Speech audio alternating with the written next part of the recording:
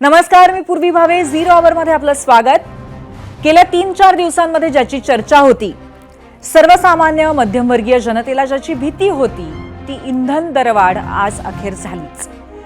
खरं तर 2024 पासून पंतप्रधान नरेंद्र मोदींनी आपली तिसरी टर्म सुरू केली तेव्हापासून देशामध्ये इंधनाचे दर कायम स्थिर राहिलेत. 1 किंवा 2 रुपयांची कधी वाढ तर कधी सवलत हे सुरू असायचं, पण मोठी दरवाढ झालेली नव्हती.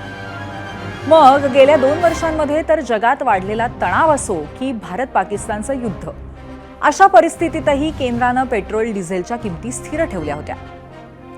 पण मग असं काय घडलं की केंद्र सरकारनं देशात पेट्रोल डिझेलच्या किमती अशा अचानक वाढवल्या? असं आज अचानक काही घडलेलं नाहीये. या भाववाढीची सुरुवात आजपासून 78 दिवसांपूर्वी सुरू झालेल्या एका वैश्विक घटनेत आहे. तुम्हाला आठवत असेलच की यावर्षी 28 फेब्रुवारीला इराण अमेरिका युद्धाची सुरुवात झाली.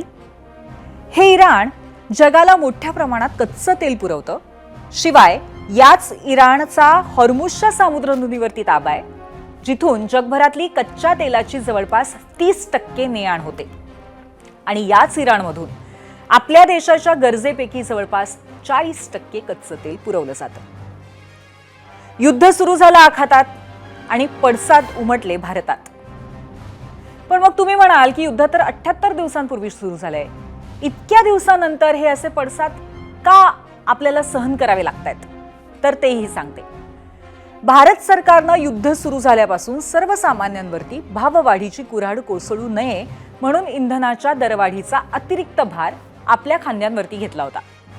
इतर देशांमधून वाढीव किमतीत कच्चं तेलही आणलं, पण त्याचा परिणाम असा झाला की आपली परकीय गंगाजळी घटू लागली. म्हणूनच की काय 12 मेला पंतप्रधान नरेंद्र मोदींनी काटकसरीचं आवाहन केलं आणि त्या आवाहनानंतर आज तिसऱ्याच दिवशी पेट्रोल डिझेलची दरवाढ झाली. आता याचं टायमिंग पाहता यावरून टीका होणारच होती, ती झालीय सुद्धा. पण भाजपनेही सगळ्या टीकांना एकच उत्तर दिलंय, ज्यात दिल्लीपासून मुंबईपर्यंत प्रत्येक नेत्यांनी एक आकडेवारी सांगितली आहे, ती आपण आधी बघूया.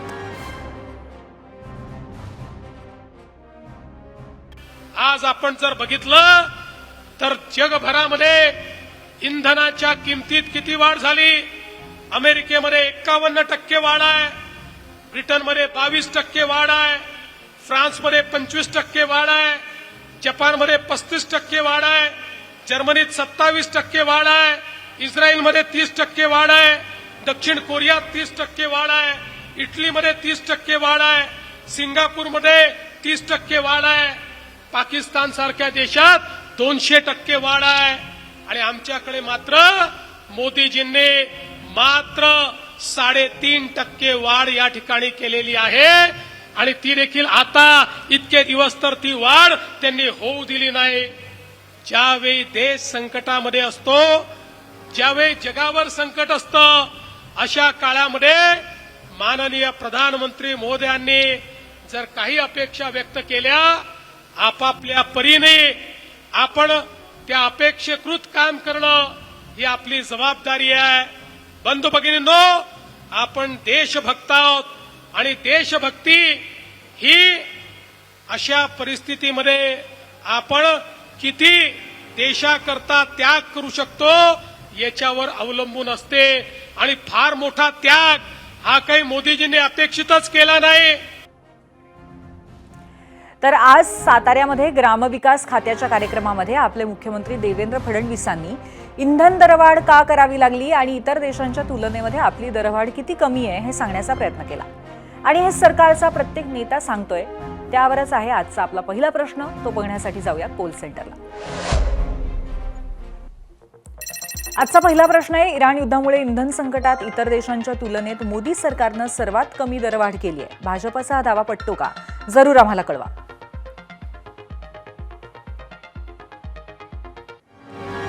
एक गोष्ट मोदींनीही सांगितली आहे, जे वास्तव आहे की आपल्याकडे तेलाच्या खाणी नाहीयेत. आपल्याला लागणारं इंधन मोठ्या प्रमाणात आयात करावं लागतं, त्यामुळे त्यासाठी होणारा खर्च मोठा आहे. पण युद्ध काळातही मोदींनी ही दरवाढ नियंत्रणात ठेवली होती. मग नेमकी 5 राज्याच्या निकालानंतर हळूहळू दरवाढ का सुरू झाली, यावरनं टीका सुरू झाली आहे. आता आपण एक तुलना करूया की युद्ध सुरू झालं तेव्हा आणि आज महागाई किती टक्क्यांनी वाढली आहे हे पाहण्यासाठी आपण जाऊयात मीडिया सेंटरला आणि एक तुलनात्मक चित्र आम्ही तुमच्यासमोर उभं करण्याचा प्रयत्न करणार आहोत।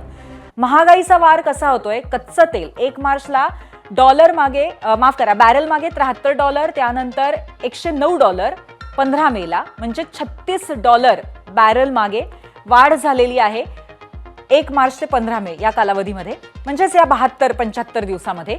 1 मार्चला 91.08 रुपये इतकी डॉलरची किंमत होती, 15 मेला ती 95.94 या जवळपास 96 रुपये झाली आहे, 4.86 रुपये इतकी वाढ झाली आहे डॉलरमध्ये। पेट्रोल 1 मार्चला 94.77 रुपये होतं, 15 मेला 97.77 रुपये, आजच 3 रुपयांनी वाढ झालेली आहे पेट्रोलमध्ये। डिझेलची परिस्थिती तशीच आहे, 87.67 पैसे म्हणजे रुपये, त्यानंतर 90 रुपये 67 पैसे ही आज वाढ झालेली, 3 रुपयांनी वाढ झालेली आजची किंमत आहे।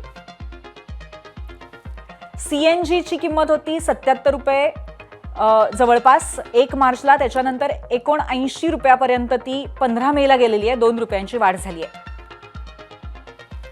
घरगुती गॅसमध्ये मात्र खूप मोठी वाढ पाहायला मिळते। 1 मार्चला 853 रुपये किंमत होती एका सिलेंडरची आणि 15 मेला 913 रुपये ती झाली आहे, 60 रुपयांची वाढ।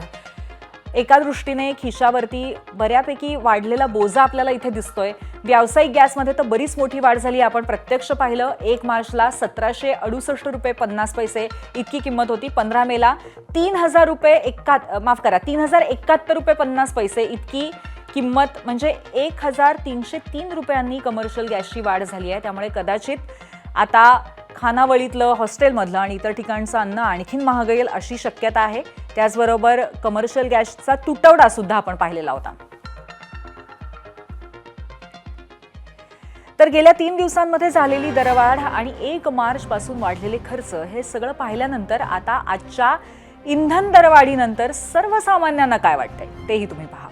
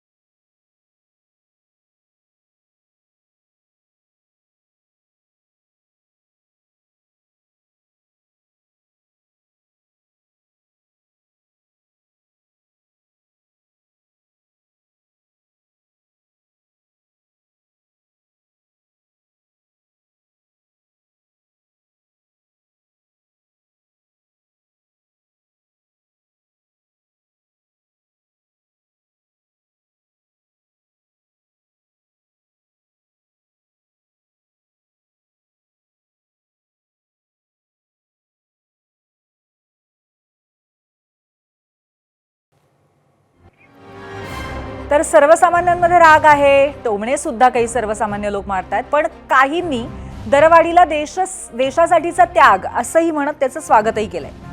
पण विरोधकांनी मात्र सरकारला अर्थातच टार्गेट करायची संधी सोडली नाहीये।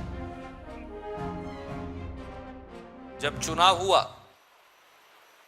तो 15 मई को फिर रेट बढ़ा दिए और गैस सिलेंडर के रेट उससे पहले बढ़ा दिए थे। तो ये ऐसा ही लोगों के साथ करते हैं। हिंदुस्तान के लोगों को बीजेपी बेवकूफ समझती है, हम सबको, मुझे और आपको। वोट लेते हैं और रेट बढ़ा देते हैं, तब तक चुनाव में बोलते रहेंगे नहीं बढ़ाएंगे। तो इन्होंने देशवासियों को भगवान भरोसे छोड़ दिया है और ये भी कह दिया है कि भैया तुम्हारे से जो हो सकता है कर लो, हमारे कोई बस की बात नहीं है। सरकार ने हथियार डाल दिए हैं और हाथ खड़े कर दिए। आता विरोधकांनाही ठाऊक आहे की आजची जी परिस्थिती आहे ती अनपेक्षित आहे। इराणच्या युद्धाने फक्त आपल्यावरच नाही तर जगभरातल्या अर्थव्यवस्थांना धक्का बसलाय। आशियातल्या अनेक राष्ट्रांच्या अर्थव्यवस्था आधीच संकटात आल्यात, त्यातल्या त्यात आपली अर्थव्यवस्था अजूनही स्थिर आहे, पण धोका आहे हे मात्र नक्की। आता असं चित्र असताना जसं आपले प्रमुख पक्ष आरोप प्रत्यारोपांमध्ये व्यस्त आहेत, तसंच त्यांची सोशल मीडिया टीम सुद्धा तशाच पद्धतीने एक सोशल मीडियावरती सुद्धा वॉर चालू आहे. आता मी आमच्या PCR टीमला अशी विनंती करणार आहे की या मागच्या स्क्रीनवर त्यांनी त्या पोस्ट प्ले कराव्या आणि त्याच्या माध्यमातून तुम्हाला कळेल की कशा पद्धतीने सध्या हे सोशल मीडिया वॉर सुरू आहे. ही काँग्रेसने पोस्ट केलेली, अर्थातच काँग्रेसच्या अधिकृत हँडलवरनं पोस्ट केलेलं ट्विट आहे, ज्याच्यामध्ये चुनाव खत्म महंगाई सुरू असं म्हटलंय आणि वाढलेले भाव दाखवलेत.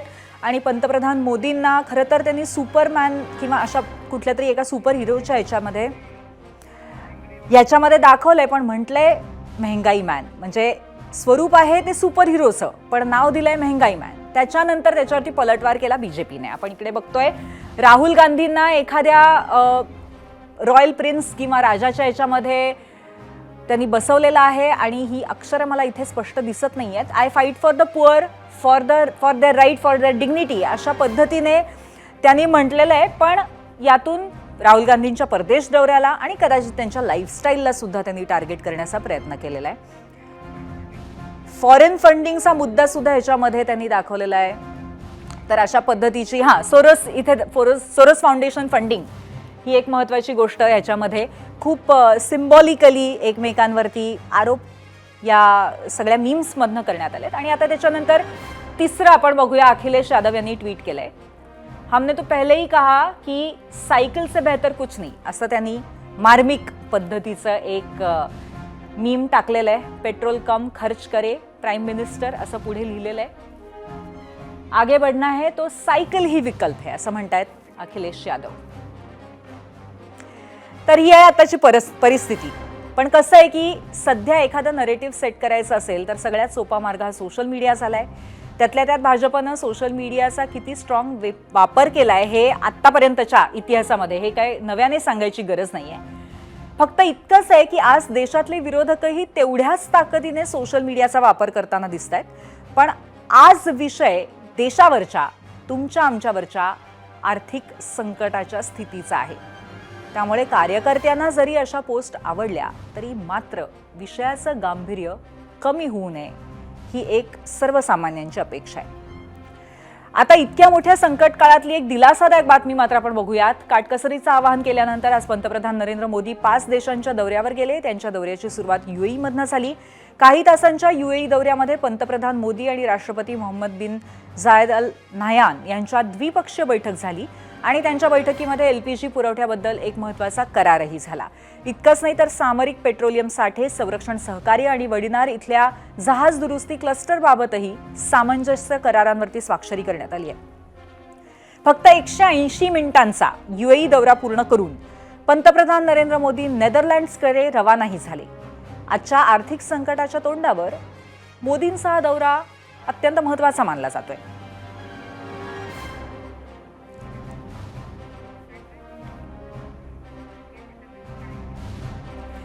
तर या सगळ्या महागाईच्या पार्श्वभूमीवर, त्याचबरोबर ज्या मार्मिक टिप्पण्या आपण बघितल्या, या सगळ्याच्या पार्श्वभूमीवर आता चर्चेला सुरुवात करूया. आपल्यासोबत आहेत भाजपचे प्रवक्ते विश्वास पाठक आणि त्याचबरोबर काँग्रेसचे राष्ट्रीय प्रवक्ते अतुल लोंढे. आणि मी अर्थातच सुरुवात करणार आहे विश्वासजी, तुमच्याकडे येते आहे. स्वागत आहे तुमच्या दोघांचंही. विश्वासजी, आपण पाहिलंय जनतेने किती तिरकस उत्तरं दिलेली आहेत, प्रश्न विचारलेले आहेत सरकारला. अशा परिस्थितीमध्ये नक्की काय उत्तर आहे या सगळ्यावरती सत्ताधाऱ्यांचं? कशा पद्धतीने तुम्ही सांत्वन कराल आताच्या घडीला सर्वसामान्यांचं? नाही, जनतेला एक्सप्रेस व्हायचा पूर्ण अधिकार आहे, त्यांनी व्हावं. मात्र थोडी आपण वस्तुस्थिती समजून घ्यायला हवी. एक वैश्विक अशी स्थिती निर्माण झाली आहे ज्याच्यामुळे भारताचं काही खरं तर देणेघेणं नाही. अमेरिका, इस्रायल आणि इराण यांनी हे जे लादलेलं युद्ध आहे हे एका तृतीय महायुद्धापेक्षा कमी नाही. हे तृतीय महायुद्ध मी असं म्हणतोय की इथे जवळजवळ सगळे देश होरपायला जाणार आहे. स्ट्रेट ऑफ हॉर्मुझमुळे हे जे पेट्रोलची यातायात आहे ती डिस्टर्ब झालेली आहे. त्यामुळे सप्लाय चेन डिस्टर्ब होणार आहे आणि त्यामुळे प्रत्येक देशांनी, जगातल्या, आता तुम्ही जी लिस्ट दाखवली, प्रत्येक जगातल्या देशांनी काही ना काही अशा प्रिकॉशनरी मेजर घेतल्या आहे. जसं अमेरिकेसारखा देश जो 50-60% पेट्रोलचं प्रोडक्शन स्वतःसाठी करतो, त्यांनी 44% पेट्रोलचे भाव वाढवून दिलेले आहेत. फिलिपिन्सने वाढवले, जपानने वाढवले, सिंगापूरने वाढवले, सगळ्यांनीच वाढवले. आणि तिची रेंज आहे ही 20% तर 90% आहे. त्या पार्श्वभूमीवर आपण केवळ 3% वाढवलेली आहे. आणि ही देखील वाढवली आहे या बॅकग्राऊंडवर की मार्च 2026 ला 28 मार्च 2026 ला आपण 10 रुपयांनी एक्साईज ड्युटी कमी केलेली होती. त्यामुळे जनतेच्या हितासाठी काय निर्णय घेता येते, जनतेवर त्याचा भार बरं, कसा पण पडू नये. विश्वासजी, या सगळ्या याच्यामध्ये कुठेतरी निवडणुकांनंतर ही सगळी दरवाढ केली आणि त्याच्या आधी ती दाबून ठेवली, अशा पद्धतीचा रागही सर्वसामान्यांमध्ये आहे. आणि त्याचबरोबर दुसरी गोष्ट म्हणजे हे खरं आहे की पेट्रोलचे भाव खूप गेल्या काही वर्षांमध्ये वाढले नव्हते, पण आता ते 3 रुपयांनी वाढलेत. त्यामुळे हा जो रोष सर्वसामान्यांमध्ये दिसायला लागलाय त्याच्यावरती सातत्याने उत्तर देणं सरकारला जमणार आहे का? कारण हा रोष वाढूही शकतो.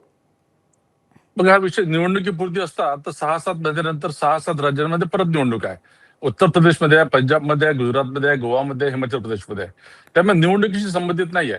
28 फेब्रुवारीला जेव्हा युद्ध सुरू झालं तर हे युद्धाची जी काही चढ उतार चालू होते, युद्ध होणार, थांबणार. एकीकडनं आधी ट्रम्प म्हणाले की आम्ही चेंज ऑफ रिजिम जर केलं तर युद्ध थांबवू. त्यांनी तर खोबरींना मारलं आणि दर 8-8 दिवसांनी युद्ध खालीवर असं होत होतं. बरं. मात्र मागच्या आठवड्यामध्ये जेव्हा ट्रम्पने घोषणा केली की आता हे व्हेंटिलेटरवर गेलेलं आहे प्रपोजल, याचा अर्थ युद्ध आता सिरियस गोष्टीकडे चाललेलं आहे. बरं. त्यामुळे युक्रेन आणि रशियाचं युद्ध जसं 4-5 वर्ष झाले चालताय, ठीक आहे. तसंच युद्ध हे जर चाललं ठीक आहे, तर आपण ठीक ते आहे. प्रिकॉशनरी मेजर बरं, घेतलेले ठीक आहे. अतुलजी, तुम्हाला हे पटतंय का की आता कुठेतरी व्हेंटिलेटरवरती चर्चा आहे, पुढे कदाचित पुन्हा युद्धाला सुरुवात होईल, या भीतीपोटी जास्त पुन्हा एकदा जी महागाईची वाढ रोखलेली होती किंवा भाववाढ थांबवलेली होती, तो भार उचलत होतं सरकार, ते आता करता येणं शक्य नाहीये, म्हणून पुढचीच कुठेतरी व्यवस्था आतापासून सर्वसामान्यांची आणि त्याचबरोबर सरकारची आणि इतरांची केली जाते? नहीं, ये तो अभी सिर्फ ट्रेलर है, पूरी पिक्चर अभी बाकी आहे. पुष्कळ वाढणार आहे अजून पेट्रोल डिझेलचे भाव जे आहे ते. आणि महत्त्वाची गोष्ट अशी आहे की जेव्हा का आपण डायनामिक सिस्टम अप्रोच केला होता, अडॉप्ट केली होती, त्याचा अर्थ असा होता की जर पेट्रोलचे भाव वाढले तर महागाई जी आहे ती ग्राहकांवर पास ऑन करायची आणि कमी झाले तर मग त्याचा फायदासुद्धा हा ग्राहकांना मिळायला पाहिजे नव्हता. आता विश्वासजी म्हणले की आम्ही 10 रुपयांनी ड्युटी कमी केली होती, पण तुम्ही 3 रुपये 46 पैसे 9 रुपये 56 पैशावरून 32 रुपये आणि 33 रुपयावर नेली होती. हेही तेवढंच खरं आहे. रोड इन्फ्रास्ट्रक्चर सेस 1 रुपया होता तो तुम्ही 18 रुपयावर नेला. एवढ्यानी पोट भरलं नाही तर 2020मध्ये जेव्हा $50च्या खाली आलं होतं क्रूड तेल, त्यावेळेस तुम्ही नवीन ॲग्रिकल्चर इन्फ्रास्ट्रक्चर सेस 2 रुपये आणि 4.5 रुपये हा डिझेलवर लावलेला होता. मी तुम्हाला सांगू इच्छितो की 1 एप्रिल 2014 72 रुपये 26 पैसे होतं पेट्रोल आणि 15 मे 2026ला 97 रुपये 77 पैसे झालं. ही वाढ होती 114%ची. डिझेल 90 रुपये डिझेल होतं 55 रुपये 49 पैसे 1 एप्रिल 2014ला, ते 90 रुपये 67 पैसे झालं. त्याच वेळेस क्रूड ऑइलचे भाव मात्र कमी होत होते. आमच्या वेळेस $147 गेले होते, जेव्हा सरकार सोडलं तेव्हा $112 होते. त्यामुळे यांनी 44 लाख करोड रुपये जे आहे ते काढले होते. ऑइल बॉन्डचा हा समोर करतात 1,31,000 करोडचे ऑइल बॉन्ड होते.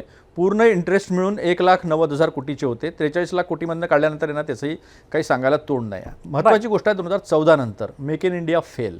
आमचे 144 महिन्यापैकी 110 महिने बॅलन्स ऑफ पेमेंट निगेटिव्ह, म्हणजे एक्सपोर्ट इम्पोर्टमध्ये आपण कधीच आपला एक्सपोर्ट जास्त राहिला नाही, इम्पोर्ट कमी राहिला. त्या ऐकून घ्या तुम्ही, ऐकून घ्या डॉलर. त्याच्यामुळे डॉलरची किंमत जी आहे ती $58वरून $95 आली. $1 जेव्हा वाढतो तेव्हा वर्षाला 22,000 कोटीचं नुकसान होतं. आता तुम्ही मोजून घ्या की $32-33 वाढले तर किती लाख कोटींचं नुकसान जे आहे ते आपल्याला पेमेंटमध्ये होतं. तिसरी गोष्ट, यांनी खायचं तेल जे आहे त्याच्या स्वयंपूर्णता मिळवली नाही. चौथी गोष्ट, आपला प्रोडक्शन जे होतं ते 77% आपण इम्पोर्ट करत होतो. यांनी प्रोडक्शनच वाढवलं नाही पेट्रोलियमचं, म्हणून 89% आपल्याला आता इम्पोर्ट करावं लागत आहे. त्यामुळे चुकीच्या धोरणांमुळे जे आहे ते पहिल्यांदा सगळं आपलं नुकसान झालेलं होतं. फक्त फायनल नेलिंग द कॉफिन जे होतं ते आता या इराण आणि इस्रायल अमेरिकाच्या वॉरमुळे झालेलं आहे. सगळीकडे कुठेतरी धोरणं चुकलेली आहेत आणि म्हणून त्याचा परिणाम आता सहन करायला लागतोय. विश्वासजी, बघा, पेट्रोलवरचं किंवा क्रूड ऑइलवरचं डिपेंडन्स कमी करण्यासाठी या सरकारने इथेनॉल सारखं ब्रँडिंग 15% नेलेलं ते 20% जाणार आहे. नंतर इलेक्ट्रिक व्हेकलला मोठ्या प्रमाणामध्ये आपण चालना देतोय. सोलरमध्ये मोठ्या प्रमाणामध्ये आपण जनरेशन देखील चालू केलेलं आहे. त्यामुळे सरकारने पूर्ण पावलं उचललेले आहे. आता मला एकच सांगायचं, सर्वसामान्यांना इलेक्ट्रिक व्हेकल सहज परवडेल असं वाटतं का तुम्हाला? पूर्वी तुम्ही मध्ये मध्ये बोलताय आणि सलग वेळ द्या ना, म्हणजे बोलता येईल. नाही, मी नक्की सरळ वेळ देईन, पण हा प्रश्न तुम्ही डोक्यात ठेवा माझा. काय प्रश्न आहे? चला, इलेक्ट्रिक व्हेकल सर्वसामान्यांना परवडेल असं तुम्हाला वाटतं का? परवडण्याचा भाग हा वेगळा आहे. नंतर आधी आपल्याला अल्टरनेटिव्ह शोधायचा आहे. 18 रुपये प्रति युनिट इलेक्ट्रिसिटी होती 2008 मध्ये, ती आता 3 रुपये प्रति युनिट आलेली आहे. त्यामुळे तो वेगळा प्रश्न आहे. मला एवढंच सांगायचं आहे की नेहमी असं सांगितलं जातं की बॅरलचे दर कमी झाल्यावर तुम्ही दर कमी का नाही केले. जागतिक स्तरावर बघा, जेवढे मॅच्युअर्ड इकॉनॉमीज आहेत त्यांनी दर तसेच मेंटेन केले आणि त्याला डेव्हलपमेंटसाठी वापरले. आज कोविडमध्ये 20 लाख कोटीचं पॅकेज या सरकारने काय दिलं तर तेवढ्यासाठी ते देऊ शकले. 2014ला आपली 2 ट्रिलियनची अर्थव्यवस्था होती, ती नंतर 4 ट्रिलियन झाली. 15 लाख कोटीचं जे बजेटचं साईज होतं ते 60 लाख कोटी झालं. या सगळं करताना इन्कम टॅक्सचे दर कुठे सरकारने वाढवले नाही, किंवा कॉर्पोरेट टॅक्सेसचे दर कमी केले. त्यामुळे फिस्कल डिसिप्लिन काय राहते हे या सरकारकडनं समजून घ्यायला हवं. जेव्हा तुमच्याकडे गंगा जे येते त्याचं डेव्हलपमेंटल ऍक्टिव्हिटीजमध्ये इन्फ्रास्ट्रक्चरमध्ये आपण हे करतो, आणि डेव्हलपमेंट आणि इन्फ्रास्ट्रक्चर वाढल्यामुळेच आपण 11व्या क्रमांकावरून 5व्या क्रमांकावर आलो अर्थव्यवस्था म्हणून. त्यामुळे मला असं वाटतं की इतर देश देखील काय करतात हे समजलं तर आपण काय करतो हे आपल्या लक्षात येईल. ठीक आहे अतुलजी, या सगळ्या मुद्द्यांवरती तुम्हाला काय नक्की कशा पद्धतीने उत्तर द्यायचं आहे, कशा पद्धतीने प्रश्न विचारायचे? फिस्कल डिसिप्लिन काहीच नव्हता. फिस्कल इनडिसिप्लिन जे आहे ते काय असतं मी तुम्हाला सांगतो. प्रत्येक बजेटमध्ये यांनी 60% वरती खर्च केला नाही. याही बजेटमध्ये आम्ही दाखवून दिलं की काही ठिकाणी जलजीवन मिशनमध्ये फक्त 17% पैसा खर्च केला. या सगळं बजेटच्या वेळेस आम्ही दाखवून दिलं, याच्यात त्यांनी खर्च केला नाही. नंतर सेंट्रली स्पॉन्सर्ड स्कीम असतात, म्हणजे केंद्राच्या मदतीने राज्यात काही योजना असतात. काही योजनामध्ये 50% राज्य 50% केंद्र, काही योजनामध्ये 70% केंद्र 30% राज्य, ते बंद करून टाकलं जवळपास. आणि आता मनरेगाचे पण 40% खर्च जो आहे तो राज्यांवर थोपवलेला आहे. आणि फक्त 10% जे आहे ते फायनान्शियल प्लॅनिंग कमी जे आहे, फायनान्स कमिशन जे आहे त्याच्या माध्यमातून वाढवलं, ते सुद्धा व्यवस्थित दिल्या जात नाही. त्यामुळे राज्यांची ऐशी तैशी करून टाकली. मग राज्यांकडे जीएसटी गेला म्हणजे राज्यांकडे दुसरा काही सोर्स नाही. त्यामुळे वॅट सगळेच राज्य कुठेतरी ठेवायला जागा असं तुमचं म्हणणं आहे अतुलजी. पण त्याचबरोबर सध्या सर्वसामान्यांचा प्रश्न आहे आणि तो कदाचित तिथून पुढे राहणार आहे किंवा वाढत जाणार आहे की महागाई किती वाढू शकते, खिशावरती किती ताण येऊ शकते. धन्यवाद, तुम्ही आमच्याशी चर्चा केली त्याबद्दल. तर आखाती युद्ध आणि त्यातून कमी झालेला इंधनाचा पुरवठा हेच देशभरातील महागाईच्या स्थितीला कारणीभूत असल्याचं ज्येष्ठ अर्थतज्ञ विनायक गोविलकर यांनी म्हटलंय, तेही पहा. आंतरराष्ट्रीय बाजारपेठेत अनसर्टनिटी आली असेल, किमती वाढलेल्या असतील, तर स्वाभाविकपणे या ऑइल प्रोड्युसिंग आणि सप्लाय करणाऱ्या कंपन्यांची सुद्धा कॉस्ट वाढलेली आहे. ती वाढलेली कॉस्ट रिकव्हर करण्यासाठी पेट्रोल आणि डिझेलचे दर वाढवणं हे क्रमप्राप्तच होतं असं आपल्याला म्हणायला लागेल. किती दिवस सरकार तो तोटा सहन करेल? गेले 2 महिने सगळा तो तोटा आपण सहन केला आहे. आणि भविष्यात काय होणार आहे? जोपर्यंत युद्धाची स्थिती पूर्वपदावर येत नाही तोपर्यंत हे होत राहणार. कारण शेवटी आपल्याकडचा जो विदेशी चलनाचा साठा आहे बघा, आपली ह्या कच्च्या तेलाची आयात ही आपल्या कन्झम्पशनच्या जवळपास 85 ते 90% आहे. आणि ही सगळी आपल्याला डॉलरमधनं खरेदी करायला लागणारी गोष्ट आहे.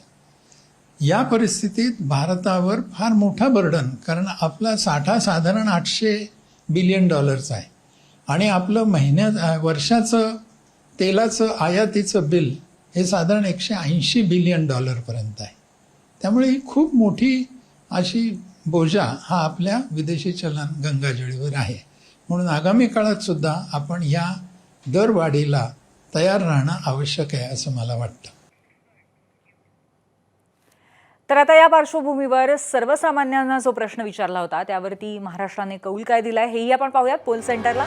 पहिला प्रश्न अर्थातच या सगळ्या परिस्थितीवरती आहे आणि मोदी सरकारनं सर्वात कमी दरवाढ केली असा भाजपने जो दावा केलाय यावर मत काय आहे? तर 64% लोकांना हा दावा पटत नाहीत. 36% लोक म्हणतायत दावा पटण्यासारखा आहे. 34,000 एकूण मतं आज आलेली आहेत.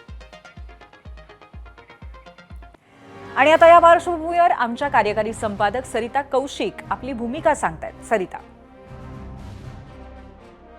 धन्यवाद पूर्वी.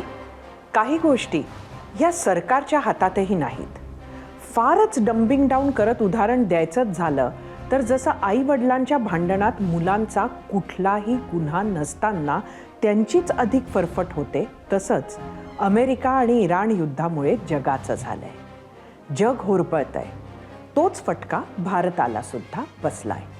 काही ठिकाणी जगात तर इंधनाचे दर म्हणे 53% वाढलेत. आपल्या देशात सध्या तरी तुलनेनं ते फक्त 3.5% वाढलेत. सरकार दर नियंत्रणात ठेवण्याचा प्रयत्न करते असं सांगण्यात येत आहे, पण ये दिल बहलाने के लिए ख्याल अच्छा है गालिब असंच म्हणावं लागेल. ज्या सर्वसामान्यांना, शेतकऱ्यांना, उद्योजकांना, छोट्या छोट्या दुकानदारांना, हॉटेल व्यावसायिकांना ह्या महागाईचे चटके बसतायत, त्यांना कसं समजवायचं? दर वाढ अटळ होतीच, पण टायमिंगनं सरकारला संशयाच्या भोवऱ्यात अडकवलंय.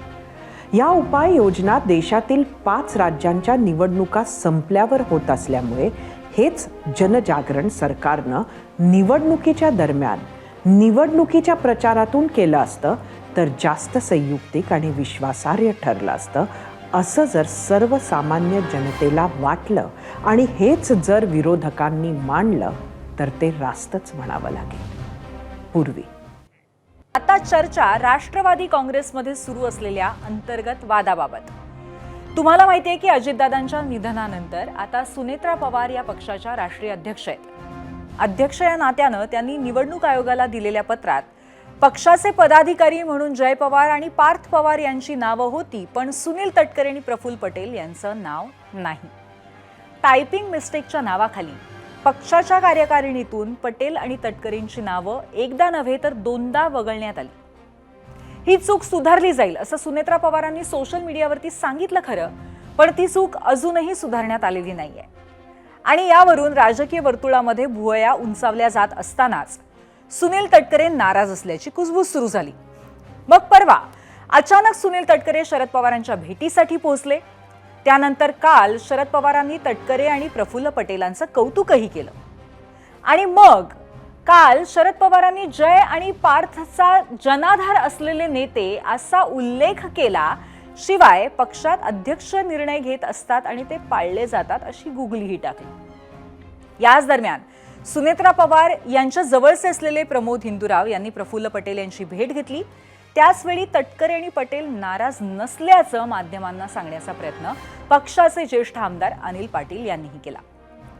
आता ही सगळी राजकीय मिनी सिरीज पाहता राष्ट्रवादी काँग्रेस पक्षाचं नेतृत्व आणि निर्णय घेणारे नेते हे पवार कुटुंबीयच असावेत असा आटोकाट प्रयत्न सुनेत्रा पवार आणि त्यांच्या जवळच्या मंडळींकडनं होतोय का, असा प्रश्न नक्की पडतोय.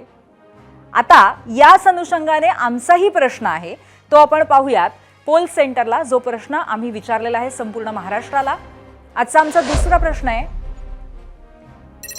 राष्ट्रीय कार्यकारिणीमध्ये सुनेत्रा पवारांनंतर आता पार्थ पवार, जय पवार महत्त्वाच्या पदांवर, पक्षावर कोणते परिणाम होतील? ज्येष्ठ नेत्यांची नाराजी, पक्षात नवी ऊर्जा. आपल्याला काय वाटतंय आम्हाला जरूर सांगा.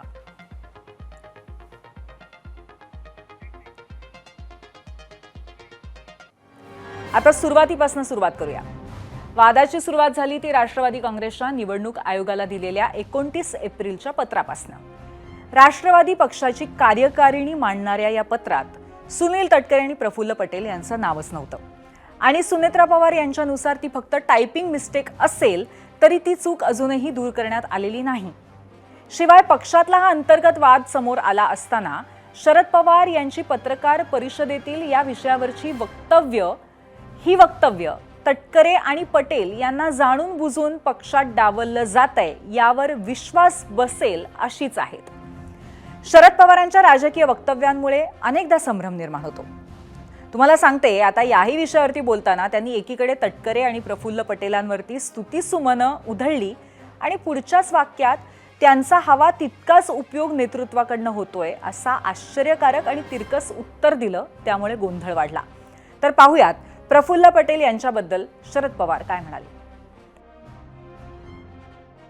प्रफुल्ल पटेल 2003 पासून माझ्यावर होते आणि तटकरे हे जिल्ह्यात नेते होते, राज्यात होते, राज्याचे फायनान्स मिनिस्टर होते, पक्षाचे अध्यक्ष होते.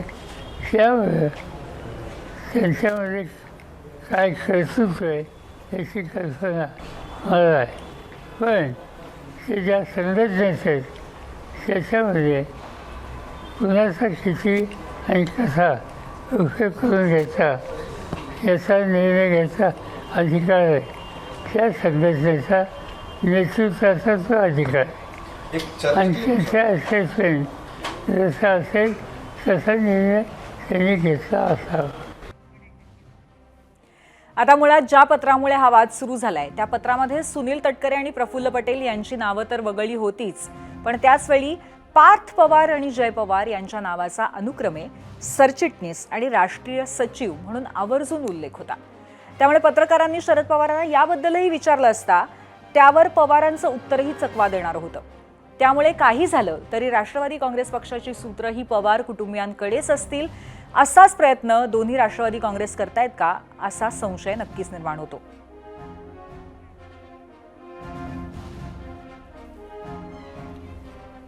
त्यामुळे अत्यंत वैशिष्ट्यपूर्ण असं हे राजकीय नाट्य किंवा विविध घडामोडींचं भेटीगाठींचं नाट्य रंगतंय, उलगडतंय. राष्ट्रवादी काँग्रेसच्या अंतर्गत सुद्धा आणि दोन राष्ट्रवादींमध्ये सुद्धा नक्की कुठल्या पद्धतीची राजकीय रस्सीखेची चालू आहे असा प्रश्न सर्वसामान्यांना पडावा.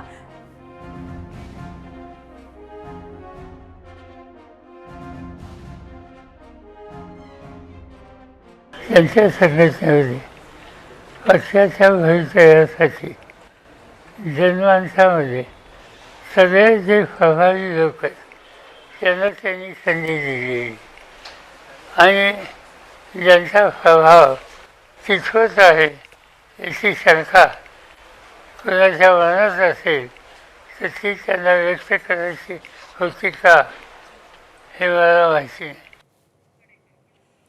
आणि आता आपण बघूयात याच विषयाचे आफ्टरशॉक्स. शरद पवारांनी या विषयावरती संभ्रम निर्माण करणारी गुगली टाकली असतानाच रोहित पवार यांनी सुद्धा पुन्हा एकदा विलिनीकरणाचा विषय छेडला. भाजप विरोधासाठी प्रसंगी दोन्ही राष्ट्रवादींचं विलिनीकरण देखील होऊ शकतं असं ते बोलले. तुम्हाला माहिती आहे की सुनेत्रा पवारांच्या नेतृत्वातील राष्ट्रवादी काँग्रेसमध्ये तटकरे आणि पटेल प्रकरणाच्या गोंधळामध्ये संधी साधत रोहित पवारांनी याआधी सुद्धा 22 आमदार भाजपमध्ये जातील असं वक्तव्य परवाच केलं होतं. आता आज ते काय म्हणालेत पाहूयात. आता शेवटी नेते जेव्हा निर्णय घेतात तो त्यांचा विषय असतो, पण उद्या जाऊन एकत्रित येण्याची जर वेळ येणार असेल तर ती तेव्हाच येऊ शकते जेव्हा भाजपच्या विरोधात अजितदादांच्या पक्षाला लढण्याची इच्छा असेल, नाही तर धाडस असेल, तेव्हाच हे पक्ष एकत्रित येऊ शकतील. आता चर्चा काय झाली हे आम्हाला माहीत नाही आणि धोरणात्मक निर्णय हा आमच्या आमदाराच्या लेवलला घेतला जात नाही, हा प्रमुख नेत्यांच्या लेवलला त्या ठिकाणी घेतला जातो. यामुळे कुठेतरी विलिनीकरणाची शक्यताच कुठेतरी रोहित पवार यांच्या बोलण्यातनं सुचवली जाते का असा प्रश्न नक्कीच पडला असेल.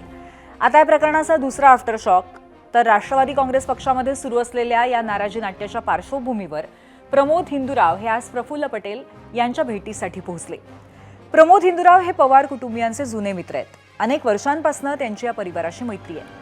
पण आता सध्या महायुतीचा भाग असलेल्या राष्ट्रवादी काँग्रेसच्या राष्ट्रीय अध्यक्षा सुनेत्रा पवार यांचे ते निकटवर्ती आहेत. त्यामुळेच या भेटीमध्ये प्रमोद हिंदुराव हे शरद पवारांचा की सुनेत्रा पवारांचा नेमका कोणाचा निरोप घेऊन प्रफुल्ल पटेलांकडे पोहोचते अशी चर्चा रंगली आहे.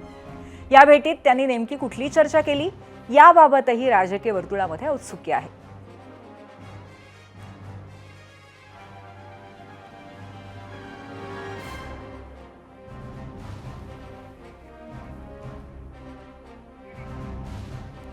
आता तुम्हाला सांगते, पक्षातल्या या नाराजी नाट्यावरती जळगावमधल्या अमळनेरचे राष्ट्रवादीचे आमदार अनिल पाटील यांनी सारवासारव करण्याचा प्रयत्न केला.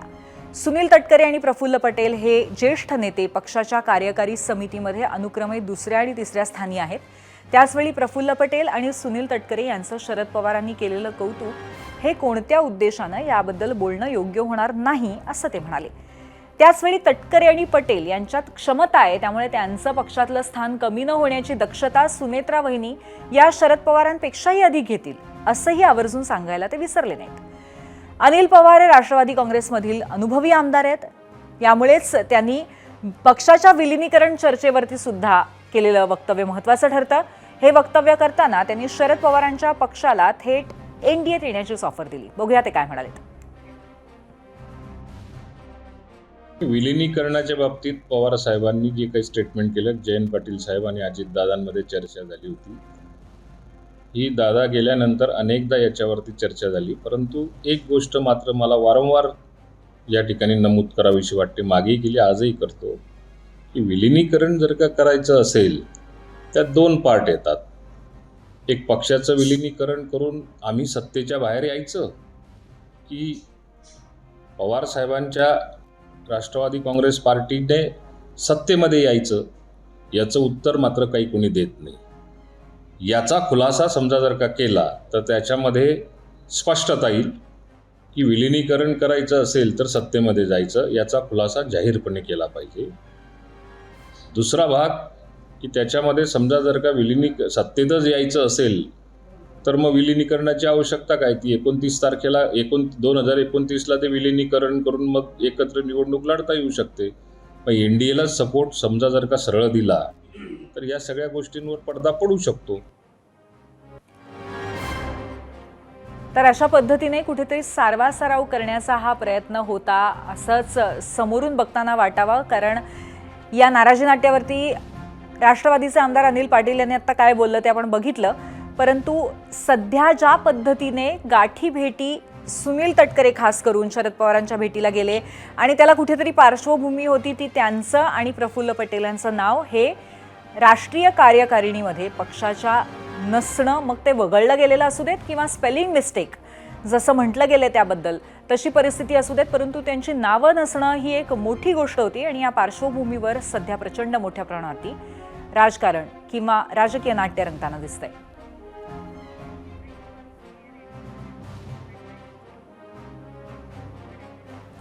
आणि आता या अनुषंगाने जो प्रश्न आम्ही विचारला होता त्यावरती सर्वसामान्यांच्या प्रतिक्रिया काय आल्यात आपण पाहूयात. मीडिया सेंटरला जाऊन काही वेचक आणि वेधक अशा मीडिया रिॲक्शन सोशल मीडियावरच्या एक्सवरनं ॲडव्होकेट अमोल शेटे म्हणतायत पक्ष संपेल, राज्यभर मान्य होईल असं नेतृत्व त्यांच्याकडे नाहीये.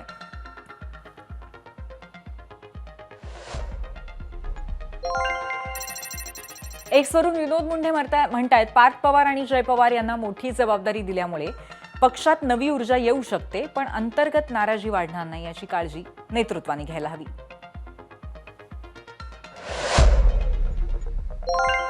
एक्सवरून पुढची प्रतिक्रिया आशिष मनवरे यांची आहे. निश्चितच नवीन ऊर्जा निर्माण होईल, कारण पटेल असो किंवा तटकरे यांची भूमिका दादांच्या मृत्यूनंतर पक्षासाठी कुठेतरी संशयाच्या भोवऱ्यात आहे. एक्सवरनं गोविंद परब म्हणतायत सर्व महत्वाची पदं आणि अधिकार जर घराणेशाहीच्याच हाती राहिले तर इतर अनुभवी ज्येष्ठ आणि निष्ठावंत नेत्यांमध्ये नाराजी उफाळणं स्वाभाविक आहे.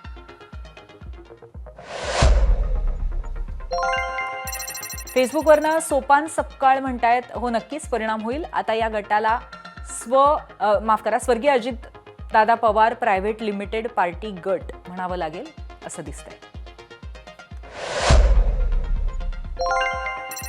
फेसबुकवरनं उल्हास राऊत यांची प्रतिक्रिया जय, पार्थ आणि सुनेत्रा पवार या तिघांनाही अजितदादांइतका प्रशासनाचा अनुभव नाही. यांच्या पक्षाचा खेळखंडोबा शिवसेना उद्धव ठाकरे गट यांच्या पक्षासारखा होऊ नये म्हणजे झालं.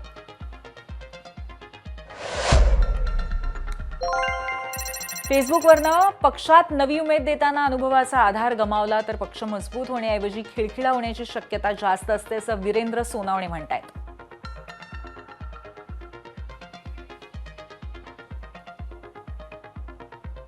दुसऱ्या प्रश्नावरती महाराष्ट्राने कौल काय दिले आपण पाहूयात पोल सेंटरला. आज दुसरा प्रश्न राष्ट्रवादीच्या अंतर्गत राजकारणावरती होता आणि पार्थ पवार जय पवार महत्त्वाच्या पदांवरती असल्याचे पक्षावरती कुठले परिणाम होतील.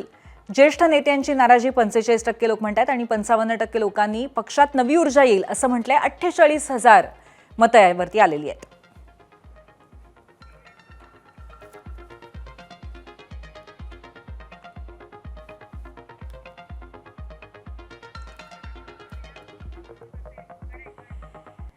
आणि याबरोबरच 0 आवरमध्ये आज आपण इथेच थांबतोय. पुन्हा भेटूया सोमवारी. पाहत रहा ABP माझा.